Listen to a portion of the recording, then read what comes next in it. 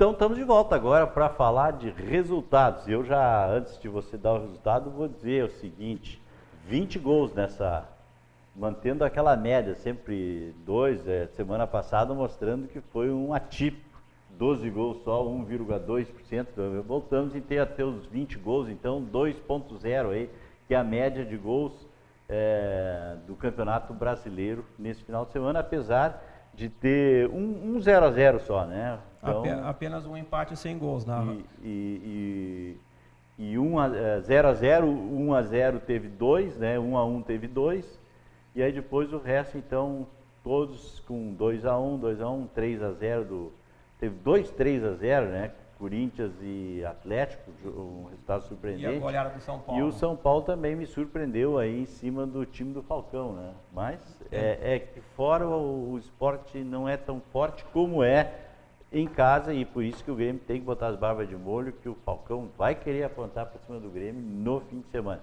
Mas vamos aos resultados então da Série A? Os resultados da 33ª rodada do Brasileirão 2015, no sábado, no Morumbi, o São Paulo fez 3-0 em cima do Sport, treinado pelo Falcão. A Ponte Preta, em casa, fez 1-0 no Joinville. Tanto o São Paulo como o Ponte Preta na briga pelo G4. O São Paulo, inclusive, encostado no Santos hoje, que é o quarto colocado. No sábado, também, o empate do Avaí com o Cruzeiro, 1-1 lá na Ressacada. Muita chuva em Florianópolis. E o Coritiba empatando com o Figueirense no jogo dos desesperados no Couto Pereira, empate de 1-1. No domingo, o Grêmio em casa, na Arena, fez 2-0 no Flamengo, um grande público na Arena, 37 mil torcedores. Pois é, domingo à tarde, né? O Grêmio fazendo o dever de casa, se mantendo no terceiro lugar do campeonato. O Santos, no clássico da rodada, no clássico paulista, fez 2-1 no Palmeiras, na Vila Belmiro. E uma curiosidade, foi a 15ª vitória do Santos consecutiva na Vila Belmiro. Muito bom eles lá na Vila Belmiro. Última derrota do Santos na Vila Belmiro, até por curiosidade, foi contra o Grêmio 3-1. Contra o Grêmio por 3-1 no campeonato do ano passado. No campeonato desse ano, no primeiro turno. No primeiro turno do Brasileirão. Exatamente, 3-1 para o Grêmio lá. Resultado muito importante. O Atlético Mineiro em casa, na chamada decisão antecipada do campeonato, jogando no Independência, perdeu por 3-0 para o Corinthians. Os 3 gols a partir da metade do segundo tempo. Até o 0-0, enquanto estava 0-0, o Atlético até estava bem e estava arriscando mais e perigando mais. Aí levou o gol, aí desandou, levou 3 ao natural, e o Corinthians mostrou daí a superioridade do Corinthians. E a qualidade da equipe também. Exatamente. O Chapecoense e Atlético do Paraná empataram na Arena Condá 0-0. O Vasco da Gama, jogando no campo do Botafogo, no estádio Newton Santos, perdeu para o Fluminense por 1-0. E fechando a rodada, o Goiás, de virada, venceu ao Internacional no Serra Dourada pelo placar de 2-1, complicando a situação do Inter no campeonato. Vamos à classificação? Vamos lá. Vamos fazer o seguinte, até para não fazer os 20 aí. Até o sexto? Ou até os times que estão na briga? Até o Palmeiras, eu acho que é o 9º colocado, né? Até o Palmeiras, que o Cruzeiro tem 45, acho que o Cruzeiro está numa zona que dificilmente nem para cima nem para baixo. Está no conforto. Então vamos até o 9º, que é o Palmeiras, e depois os 4 últimos. Até podemos botar os 5, porque o Figueirense ali, que é o 15º, ainda está na briga para cair. O Corinthians, virtualmente campeão brasileiro, se na próxima rodada vencer seu jogo. Só quem pode alcançar ele é o Atlético Mineiro. O Grêmio com 59, tem 15, chegaria a 70... 59 mais 15, 74, 74. O Grêmio teria que ganhar todas e o Corinthians perder todas, e aí o Grêmio seria campeão. Seria, digamos, venceu 5 jogos e o Corinthians perdeu 5. Eu até achei que não tinha mais possibilidade, mas a possibilidade matematicamente sim, existe. Matematicamente dá. O Grêmio tem que ganhar 5 e o Corinthians perder 5. Exatamente. O Corinthians lidera com 73. O Atlético Mineiro é o segundo com 62, em terceiro o Grêmio com 59. Esta possibilidade é boa do Grêmio, porque eles têm que jogar O Grêmio tem que, não é só 3 pontos, tem que fazer 4, porque o Atlético tem 2 vitórias a mais que o Grêmio. 2 vitórias a mais. Mas como tem o jogo na arena ainda do Grêmio, então o Grêmio tem que cuidar e esse sim o Grêmio pode buscar e almejar o segundo lugar ainda. O segundo lugar e que na conta vem mais 2 milhões para o Tricolor. 2.100. 2 milhões e 100. Em quarto lugar, 53 pontos, a equipe do Santos e do São Paulo, o Santos levando vantagem no saldo de gols. Em sexto lugar, também na briga, com 50 pontos o Internacional, mesmo número de pontos da Ponte Preta, o sétimo colocado com 50, o Internacional com uma vitória a mais que a Ponte. E no oitavo lugar... Mas uma curiosidade, aí o Internacional tem saldo negativo. Negativo de 2. Saldo negativo de 2, olha, isso é uma coisa muito rara, hein? O Internacional tem um saldo negativo. Enquanto que os que estão na frente dele, os dois, o Santos tem 16, saldo 16, São Paulo tem saldo 8. E a Ponte Preta, que está com o mesmo número, mas tem 2 vitórias a menos, não, uma vitória menos que o Internacional, tem o saldo 5, né? Tem saldo de 5. O Internacional não está bom no saldo. O oitavo colocado também na briga é o Sport com 49, em nono lugar o Palmeiras com 48. Hoje, essas equipes que estão brigando pela vaga na próxima Libertadores. Alguém disse assim, mas eu acho que o Grêmio vai entregar o jogo para o Sport. Não vai entregar o jogo para o Sport. O Grêmio quer os 3 pontos que o Grêmio sonha com o segundo lugar. Então, o Internacional sabe que ele vai poder contar, ele tem que fazer a sua parte e não pensar nos outros. Então... E a briga do rebaixamento está assim. Rebaixamento, vamos a partir do 15º. 15º, isso aí. O 15º hoje a equipe do Figueirense com 36, em 16º o Avaí com 35, e hoje os 4 rebaixados seriam Goiás com 34, Coritiba com 34 e Joinville e Vasco da Gama, as 2 equipes hoje com 30 pontos. Qual é a diferença do Joinville? O número de vitórias é igual? O Joinville tem menos 15, o Vasco tem menos 30. Tem o dobro, menos 30. Menos 30. Então... O Vasco hoje está, com a derrota de domingo, está a 5 pontos da equipe que hoje escaparia, que é a equipe do Avaí. Ou seja, precisa de 2 rodadas. 2 rodadas e faltando 5 rodadas. 5 rodadas. É meio complicado, muito delicado. O Vasco da Gama, na teoria, teria que vencer todos os jogos e dar uma secadinha na turma de cima. O Vasco da Gama, que no próximo jogo enfrenta o Palmeiras. O Palmeiras que está brigando para entrar no G4. Então é complicada a vida do Vasco da Gama. Do Vasco da Gama, né? O Vasco da Gama, alguém acredita no Vasco da Gama? Mas eu vou ser sincero, eu não acredito não. Tu tens a sequência dos jogos do Vasco? Eu tenho a sequência do Vasco. O Vasco então pega o Palmeiras nesse final de semana, né? Na rodada 34. E o jogo será em São Paulo. Vamos ver onde é que está aí o Palmeiras. Aqui é a rodada 33. Aqui. Então Palmeiras e Vasco, tá? Fora os jogos. Depois o Vasco joga o Corinthians em casa, né? Com o Corinthians. O Vasco joga onde está o Vasco? O Corinthians. Está aqui. O Vasco com o Corinthians, olha Dificílimo. Só. Lá no Rio de Janeiro. Rio de Janeiro. Depois pega o Vasco, joga contra o Joinville, hein? Os dois brigam. Jogo de 6 pontos. Lá em Santa Catarina, hein? Aí vão se matar os dois.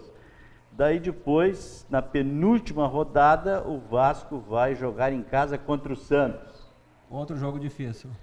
Só pedreira. E aí o Vasco encerra sua participação contra o Curitiba, que é outro desesperado. Que briga para Quer dizer, Vasco da Gama vai ser um dos componentes da Série B do ano de 2016. Vai trocar de lugar com o Botafogo. O Botafogo. Saiu um carioca e entra outro. Ano passado já tinha o Vasco, daí entrou, eles trocaram, né? O Vasco estava na segunda. Então é bem complicado aí a situação. E vamos ao G4 da Série B? Vamos ao G4. Só o G4? O G e o Z. E o Z4. O G4 da Série B, após 33 rodadas, a mesma situação da Série A, faltando 5 rodadas. O Botafogo, a uma vitória matematicamente do acesso, com 65 pontos, lidera. Em segundo lugar, o América de Minas. Ele está 8 pontos na frente do segundo e terceiro colocado, isso? Exatamente. E a 11 do... A 12 pontos do quinto, que é a equipe que escapa, a equipe que não subiria. Então, com uma vitória, ele já está classificado, Tá só garantido. ainda não está garantindo o título. O Botafogo lidera com 65, América Mineiro e Vitória da Bahia com 57 são segundo e terceiro colocados. E em quarto lugar, outro baiano, a equipe do Bahia com 54. Também estão na briga o Sampaio Corrêa com 53, o Santa Cruz de Recife com 52, Paysandu com 52 e o Náutico com 51. O Bragantino com 51 também está na briga. Na briga, muito bem. E para ser rebaixado? Para ser rebaixado a partir do Macaé. O Macaé é o 16º colocado com 38, corre risco. O Ceará, que até pouco tempo atrás estava 12 pontos atrás do 16º colocado, hoje está apenas 3 pontos.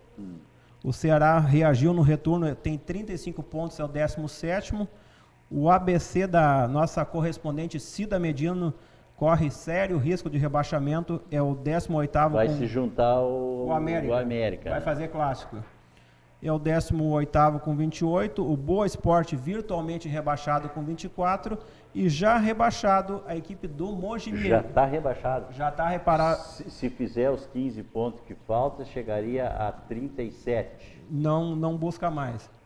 37, porque tem o Macaé com 38, está rebaixado. Então. O Mojimirim do Rivaldo, que já foi do Rivaldo, hoje já está rebaixado com 5 rodadas de antecedência. Esse já está fazendo parte da Série C do ano que vem. E vai enfrentar a equipe do Ipiranga e do Juventude. Muito bem. E pela Série C, conforme o Valdir comentou no primeiro bloco, 2 jogos da semifinal. Aliás, os 4 jogos da semifinal e não tivemos gol. Não tivemos, tudo 0-0. Londrina contra a equipe do Londrina 0, Tupi de Minas 0 e Vila Nova de Goiás 0, Brasil de Pelotas 0. Os 2 jogos definidos nos pênaltis, o Londrina passou pelo Tupi e o Vila Nova ontem à noite, diante de 35 mil torcedores, ganhou do Brasil pelo placar de 4-3 nos pênaltis após 14 penalidades. Ou seja, errar o 7 e acertar o 7. Muito bem. E aí... Pela Série D do Brasileiro, o Ipiranga de Erechim também ficou na semifinal. Também nos pênaltis. Ganhou no tempo normal. Ganhou no tempo normal no sábado do River do Piauí pelo placar de 2-0. Perdeu nos pênaltis. A decisão será entre o River do Piauí contra o Botafogo de Ribeirão Preto. Muito bem. Vamos ao futsal aí do JR, que está em 2 categorias? Temos semifinal já do JR. O JR que no final de semana jogou contra a equipe do... A UJR que no final de semana jogou contra o ASAF em Santo Ângelo, perdeu por 1-0 no tempo normal, mas na prorrogação, no tempo extra, como havia vencido o primeiro jogo, foi para a prorrogação. E na prorrogação deu o JR 2-0 no Santo Ângelo. A UJR, então, na categoria Sub-20, já está na semifinal pelo 4º ano consecutivo. O JR contra o ACBF, jogo já confirmado para o domingo à noite no ginásio Agostinho Cavazotto. Já a equipe Sub-15 do JR perdeu para o América lá em Santa Maria, mas já estava garantido nas semifinais. A equipe do Sub-15 do JR também joga domingo, só que na preliminar, contra a equipe do ASAF de Santo Ângelo, também pela semifinal do estadual. Muito bem. E os jogos que nós teremos na quinta-feira aí, que a TV vai fazer a cobertura?